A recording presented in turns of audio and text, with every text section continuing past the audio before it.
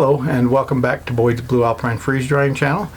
I have taken a break, took a holiday break. We had grandkids come to visit us for a couple of weeks and family members here for almost a month, so I didn't do much freeze drying during that time frame. As a matter of fact, the last time I think I freeze dried was shortly after Thanksgiving. Did some Thanksgiving turkey. I don't even think I finished that video, so I need to get the videos up and posted and caught up. So today I've just got a bunch of lemons. We purchased about 50 pounds of citrus, bought some lemons and oranges and a few pounds of avocado, and I think I'm going to freeze dry most of that. We'll try the avocados. I'm not sure how that's going to work, but right now I've got a whole bunch of lemons on my tray. So let me show you the lemons that I have, and we'll show you the settings we use to freeze dry this, and we'll check back tomorrow when they're all done and let you know how it worked out. So there's the first tray of lemons. I just sliced it into slices about a quarter-inch, quarter to 3/8 of an inch thick, and I've just got 5 trays of lemon slices. Some of the lemons are pretty small. As you can see on this case here, some of the lemons are quite thick. They're quite large, so about the size of oranges. But yeah, we got a whole bunch of lemon slices here that we're just going to freeze dry. So that's what they look like going in. And let me show you the settings we use. The settings we're going to use for the lemons will be a fruit recipe. I did modify this. The last time I did fruit or some citrus, it seems like it was done. I had some lime slices and grapefruit along with a few other fruits. It seems like the lime and the grapefruit was done in about 15-16 hours. So I've adjusted the time here. The freeze time is 6.5 hours, which should be plenty of time to freeze these fruits. 18 hours of drying time, which I think should be enough. And according to the manual, it said that oranges can go up to about 110 degrees temperature. If it's a little high, it might deform the lemons a bit, but I don't think that should hurt for what we're going to use them with. And the drying pressure will be a 975 mTOR, which should be sufficient to get it dried in that 18 hours. So let's go ahead and give it a start. It's going to tell me to double check that the door is closed tight, which it is, and I'll check the hose, the vacuum line. The vacuum release line is locked for the drain valve, so let's hit continue, and it starts the freeze cycle. So we'll check back tomorrow night and see how this works out. This are the oranges, or the slices of lemon. I checked them after the 18 hours and they were still damp, and since it was about 8 o'clock at night, or I guess 5 o'clock when I checked them, I figured rather just adding 2 or 3, I just add 12 hours, so I basically don't have to check it at midnight. So I added some time, put them in. They're now fully dry, so I'm not even sure how long it took. It might have been 20 hours, it might have been 25, because I started with 18 and ended up giving it 28 hours, so I'm not sure how much time it actually took to dry these all. Somewhere between the 20 and, it wasn't at 18, so somewhere between 20 and 28. But anyway, so they're all nice and dry now. Remember, these are the lemon slices with the skin, and so we'll probably just we'll rehydrate it and just throw in drinks, or how she's going to do it, but she wanted the rinds or the skin on them, so I did wash these and slice them and put them away. So that's the lemons. So they turned out really nice. Now I just need to weigh each batch and put them in packages. I am just weighing everything now. So first tray was 1,108 grams, this one's 1,104.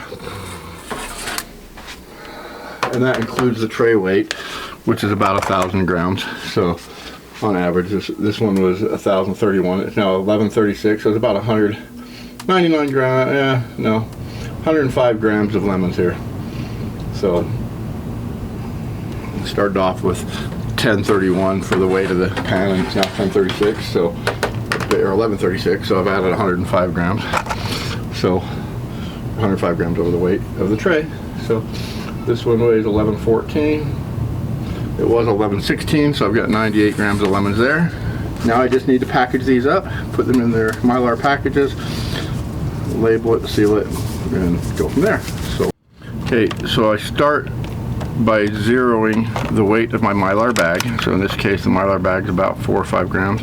So I zero that, and that's 4 grams for my You can see that. I don't know if you can see it or not, but 4 grams for my Mylar bag, so that's a 0. So then I just fill it up. This is just gonna be like the equivalent of 1 or 2 lemons. So I'll just put in, 5 or 10 slices of small, individual use lemon bag. So maybe a one lemon. So if we ever just want to use like 1 lemon, we might have a couple of small bags, a little more than 1 lemon per bag. So put that in, seal that one up for now. I will reopen it in a minute and put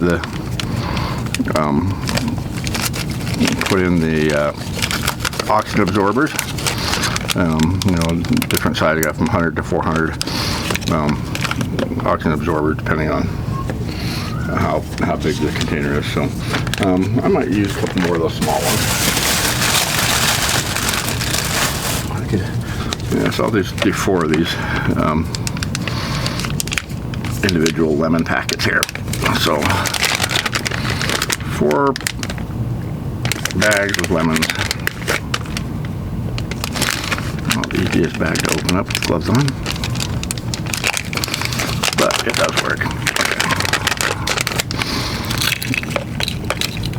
And I've mentioned it before, but I'll mention it again. When you're buying Mylar bags, if you're not going to get them directly from Harvest Right, which have some amazing bags, they are a very thick Mylar with a paper coating, which makes it really sturdy and strong and will last, for 25 years very easily.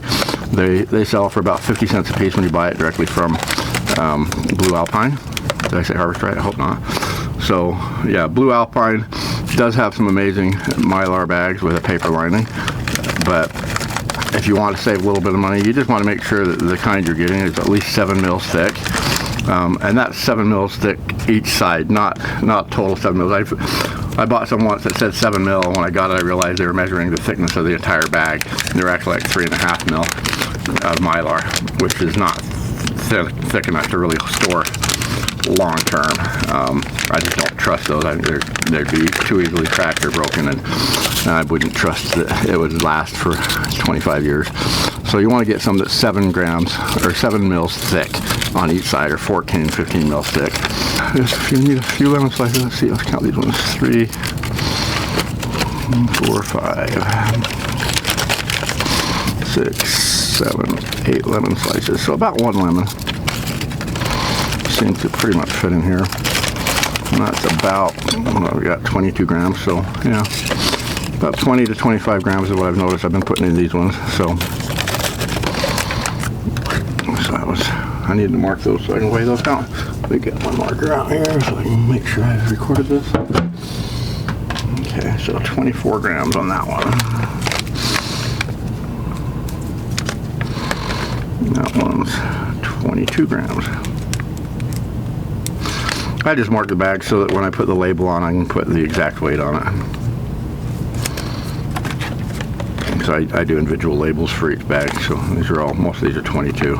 One was 24, but the rest were 22.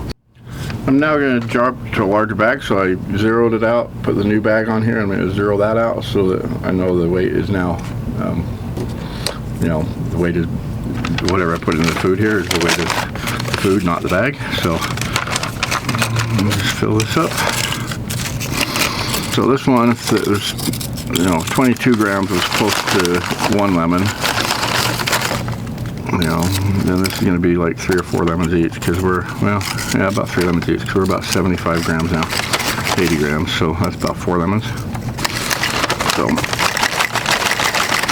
pack those in there. 81 grams, so that'd be about 4 lemons in that bag. So.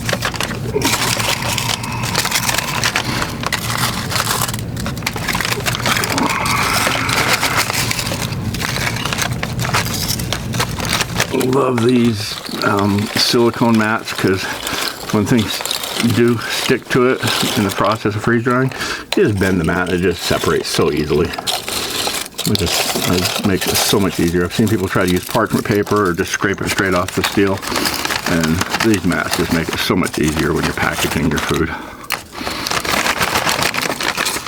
Let's see here. Let's see what we got here. I'm trying to keep it around 80 grams again.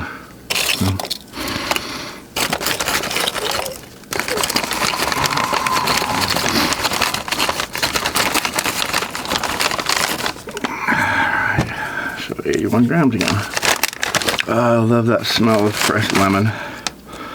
The difference between fresh lemon and like a lemon scented polish or whatever. This is just so much better, just so clean. 88. Right. Yep, love the fresh smell of lemon juice, the fresh lemons. Alright, to show you how I put the oxygen absorbers in. Because as soon as you open these oxygen absorbers, they start absorbing the oxygen, and they don't absorb the air, they just absorb the oxygen out of the air, which is, you know, basically you're just putting it in there to help preserve these things. So I usually take the 5 smaller ones. These are 100 milligram, or I don't know what they are, what do you call it, but anyway, 100. In there, these are 400. And so I basically get my 5 bags ready. This is a 5 bags or 5 oxygen absorbers per bag. And so I will open this up and work as quickly as I can.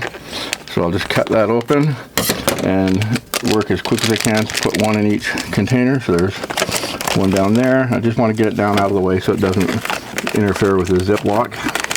So I just kind of slide it down on the side of one of my lemons, or stick it in there so it's not going to interfere with my Ziploc when I do it. And as soon as I get it in there, so get all 5 of them in there as quickly as I can, out of the way, and then I just zip these shut.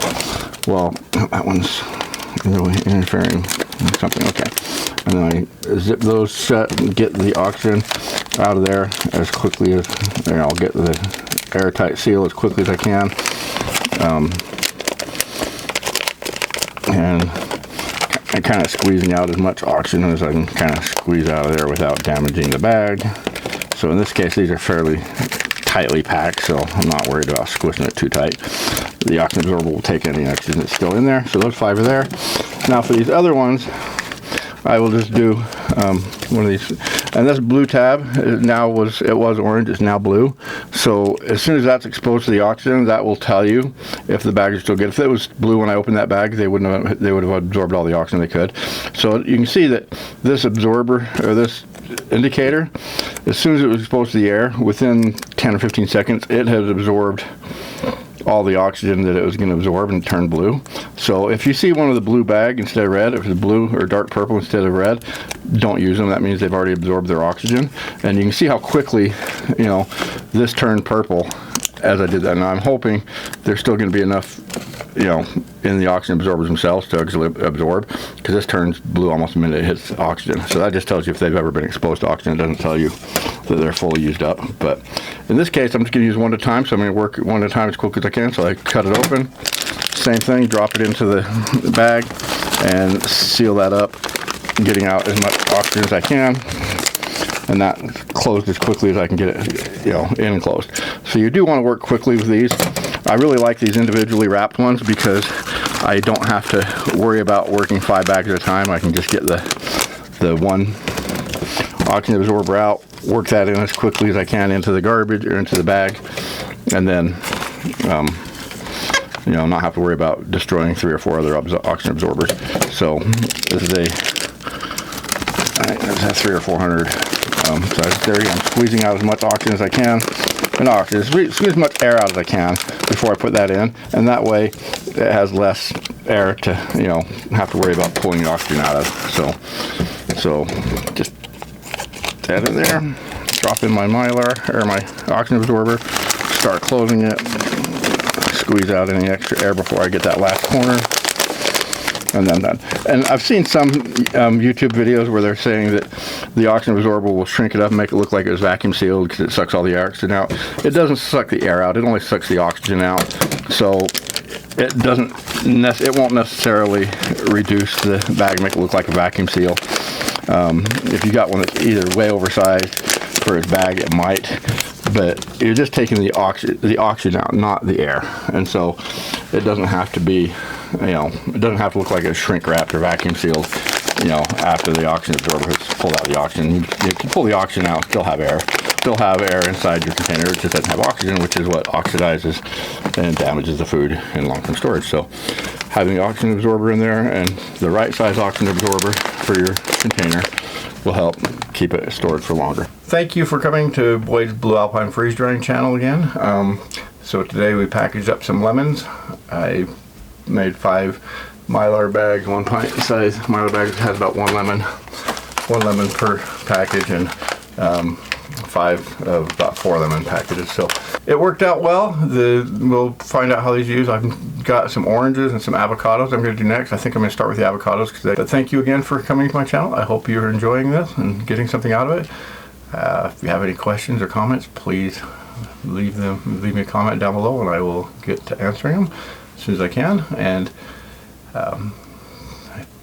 if you want to like and subscribe, I would really appreciate it. If you know anybody who's interested in buying a freeze dryer, please let them know about Blue Alpine.